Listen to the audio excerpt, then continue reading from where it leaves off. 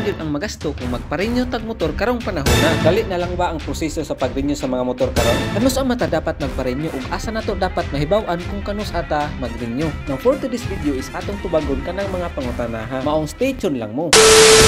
So karong adlaw mang choice kay magpa-renew ta sa atong motor kay ako mong nahilingan ang akong restro atong niadto ko sa Dumaguete nga hapit na day manog expire ug makita na to diri na sa iyahang OR na nakabutang diri nga this payment is valid until July 2024 and due for renewal on July 15 to July 21. So nasulod naman jud ang pizza karon kay 15 pizza 15 man ako ni nabantayan nga manog expire na di ay ato dayong gipa-renew pagka 17 kay lisod na kay nang mag-drive ta og motor nya expire kay nato ang lisod na kayo makamulta ta dako kay tag magasto og madakpan ta samot na sa HPG o atong tagdog pa-renew ning atong motor kay arong wa bay mahay nga mag-ulahi. So mas maayo ra gyud na nga ato jong ma-renew ang atong mga motor or atong mga sakyanan nga atong ginagamit pang travel para likay sa dako ug likay sa balayran nga sakit kayo sa bulsa. So karong adlaw kuyugi ko ninyo magpa-renew ta og adto ta sa bais. Pero before ta mugikan kay ato sang i-warm up ning atong motor para maka-circulate gyud maayo ang oil sa engine usa nato siya palargahon. Hindi totoo yan.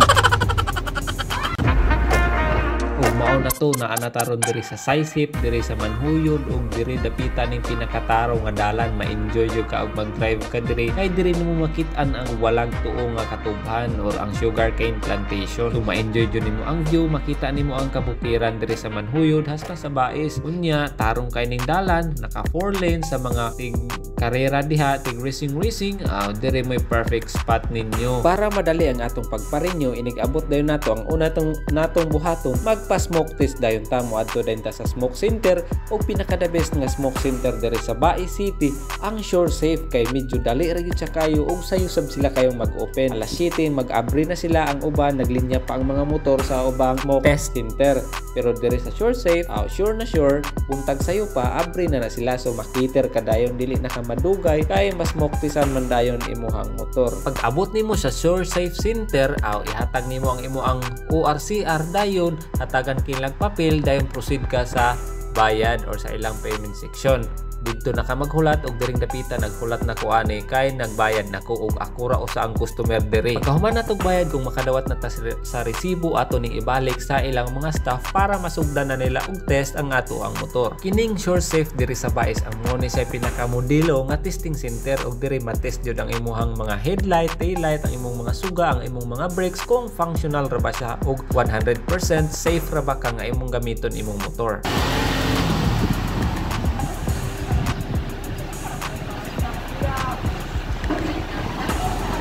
Kahuman nimo pa smoke test adto dayon ka sa insurance center ug mopalit dayon ka dito insurance ug pagkahuman nimo direkta nakaglinya diri sa LTO. Ay gani kay nakasayo-sayo ta og ikatulo pagid in taon ta nga customer diri kay kabalo na bitag sa LTO perti ginang daghanang tawo. Ug wa gyud ta masayop sa atong istorya pagkataod-taod ana perti nang daghanang tawo. Paghatag nimo sa imong mga documents dito sa window 3 maghulat dayon ka sa cashier 4 sa payment. Pero natingala jud ko diring dapita kay ang mga ulahira na akong nanulod kay bayad na sila dayon pero kaming una pa kayo nulod dugay kay ming gitawag for payment ug katong sinanay nga naguna pa nako number 1 kay natingala po siyang dugay kay siyang nakabayad ug una pang nakabayad ang ulahin niya nangutana gitawon sa cashier nganong wala pa yun sila gitawag. Ug base sa akong nadunggan kay mas dali day ang magpa-renew og lisensya kumpara sa mag-renew og sa motor or sa sakyanan kay ang agian di ay 5 pa ka section kumpara sa lisensya nga usa ra ka section. Diring dapita kay gitawag na gitawon ta sa cashier para sa bayad ug atong nabayaran diri kay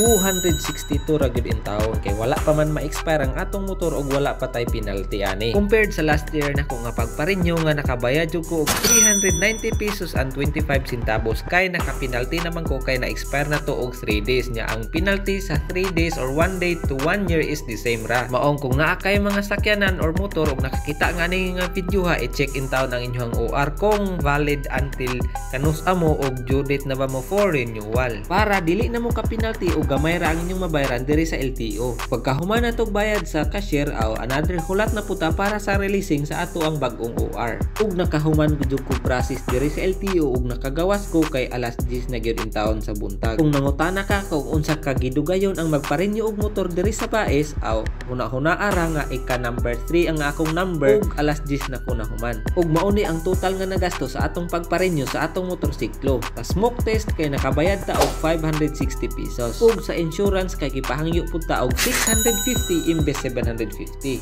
So naka-discount ta og 100 pesos. Ug dire sa LTO kay ang atong nabayaran 262 pesos. So ang total nga atong nagasto pagparenew sa atong motorsiklo kay 1,472 pesos. So kung dili pa expire ang imong motorsiklo, maora na ang imong mabayaran. Ug dili na lang ta kutob, daghang salamat sa iyong paglantaw.